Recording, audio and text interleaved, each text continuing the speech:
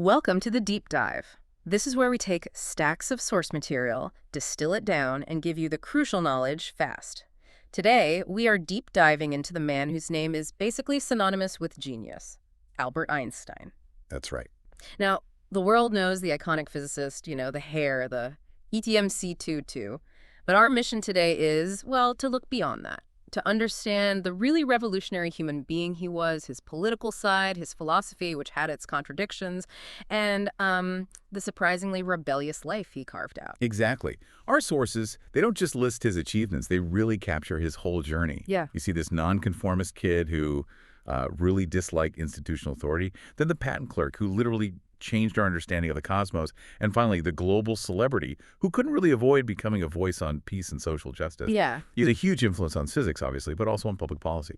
Kind of shows how scientific thinking and, well, moral integrity can be linked. So for you listening, we want to cut through some of the myths today. We'll explore three main areas. First, how this nonconformist genius was made. We'll look at those early life decisions that really shaped his unique way of thinking. Second, we'll unpack the how and why of his scientific breakthroughs. Like, what conditions did he actually need to completely revolutionize physics? Crucial question. And finally, what lessons can we take from his political and philosophical stances? The way he applied that genius to the messy real world. What does that mean for us today? Okay, let's start at the beginning. The basic facts. Born in Ulm, 1879, German-Jewish middle-class family. Pretty standard background on the surface. But right away, he was, well, different. Sources mentioned he was late to speak. Only started around age 3. Yeah, and that led some early teachers to think he had slowed intellectual and social development. That's the quote. Which just goes to show it completely busts that myth of the effortless prodigy, doesn't it? Absolutely. This wasn't some smooth, predestined path. But one thing was there early on. Music. He started violin around 1884. Ah, yes. And it stuck with him his whole life. He often said it was vital, necessary for actually getting physical insights. Interesting connection. Now, his formal schooling, the Luitpold Gymnasium in Munich, that was marked by conflict, wasn't it? Oh, definitely. He was great at natural sciences, obviously. Right. But languages, not so much. And more importantly, the sources describe him as rebellious. And this wasn't just typical teenage stuff. No. It seems like it was a really fundamental clash. He found the German imperial school system, with its rigid discipline and order, just suffocating. So much so that he actually left. Yeah, he left the gymnasium without a degree in late 1894. And a big reason, which really foreshadows his later life, was avoiding compulsory military service. Wow. That hatred of militarism started young. It became, a core part of his lifelong pacifism. And that decision led to another really defining state for him. Statelessness. That's right. His father applied to release him from Württemberg citizenship in 1896. So for about 5 years, until 1901 when he became Swiss, he literally had no country. And we know he ended up holding 5 different citizenships over his life. Swiss, which he kept, German, Austrian, U.S. What does that constant shifting tell us? I think it speaks volumes about his identity. It seems tied more to intellectual freedom than any kind of national loyalty. He was always looking for places where he could think freely, escape those authoritarian structures he hated. Switzerland seemed key then. His Swiss citizenship was his anchor. Really, it symbolized that commitment. And being a global citizen, sometimes stateless, it must have shaped how he saw political problems, more internationally, less nationally focused. So before university, he goes to this liberal school in Aarau, Switzerland, the Kantonsschule. And this is where we really need to tackle that myth that he was a bad student. I've seen it so many times. So that one's persistent. It usually comes from people mixing up the German and Swiss grading systems, like a 1 being best in Germany, but a 6 foot being best in Switzerland. But we have the actual records. His final Matura certificate from October 1896. It's excellent. 5 top grades, a 6 in the Swiss system. His lowest was a 3 in French. Okay. But so not a bad student, just selective. exactly. A highly selective, nonconformist learner. He poured his energy into what he thought mattered. But that independent streak, it caused problems professionally, didn't it, after graduating from ETH Zurich in 1900? Yeah, big problems. He couldn't get an academic job, an assistant position. Apparently, professors remembered him for skipping lectures and just borrowing notes from his friend Marcel Grossman. Relying on friends even then. Took him 2 years of patching things together, substitute teaching, tutoring, before he landed something stable. And that stability came from a surprising place. The Swiss Patent Office in Bern, 1902. technical expert, third class. Sounds mundane. It was. A place of rules and procedures. But, it might have been exactly what he needed then: steady pay, reasonable hours, and crucially, freedom from academic politics and pressure. That supposedly mundane job. It became the incubator for his most revolutionary ideas. Okay, let's pivot now. Section 2. Given how much he disliked rigid institutions, isn't it deeply ironic that this bureaucratic patent office job was where he had his breakthroughs? It really is the core irony, isn't it?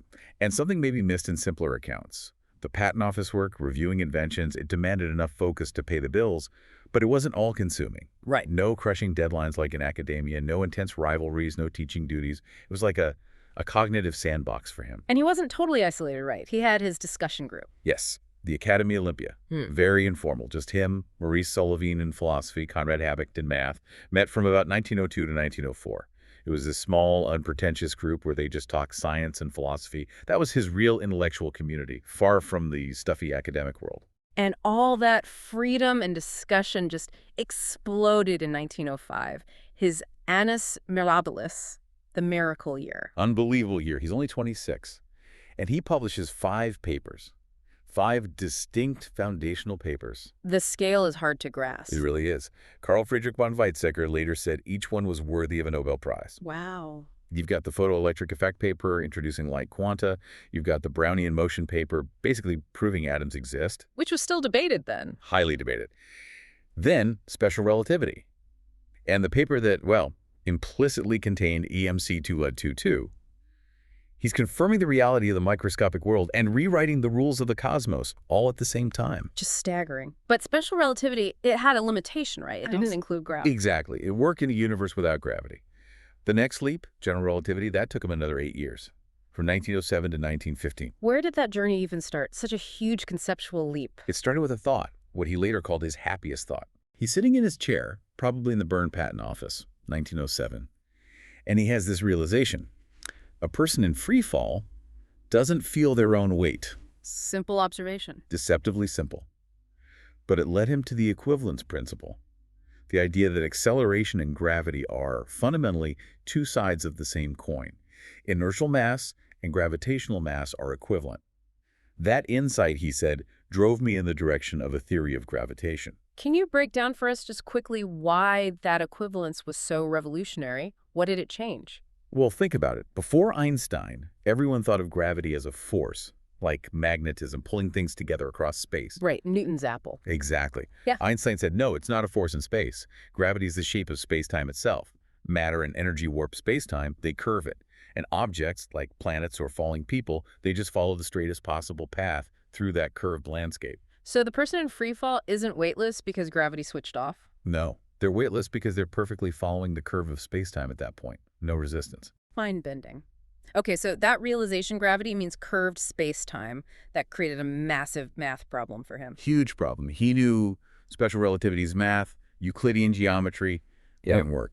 He needed a non-Euclidean geometry, curved geometry. Can you clarify what that means, non-Euclidean? Basically, it's geometry where the normal rules don't always apply.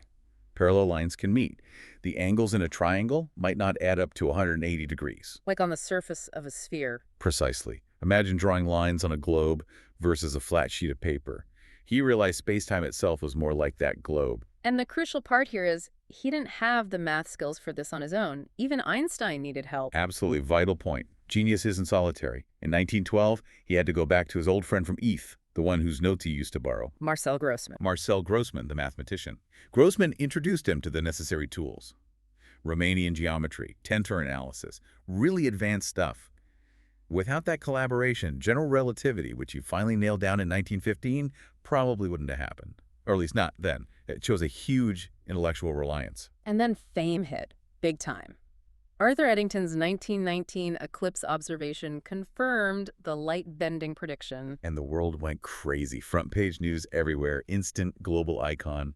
The president of the Royal Society called it one of the greatest achievements of human thought. But that fame, and even the achievement itself, didn't directly translate into the Nobel Prize he eventually got, did it? He didn't win for relativity. That's a fascinating wrinkle, isn't it? He got the 1921 prize, though it was awarded in 1922.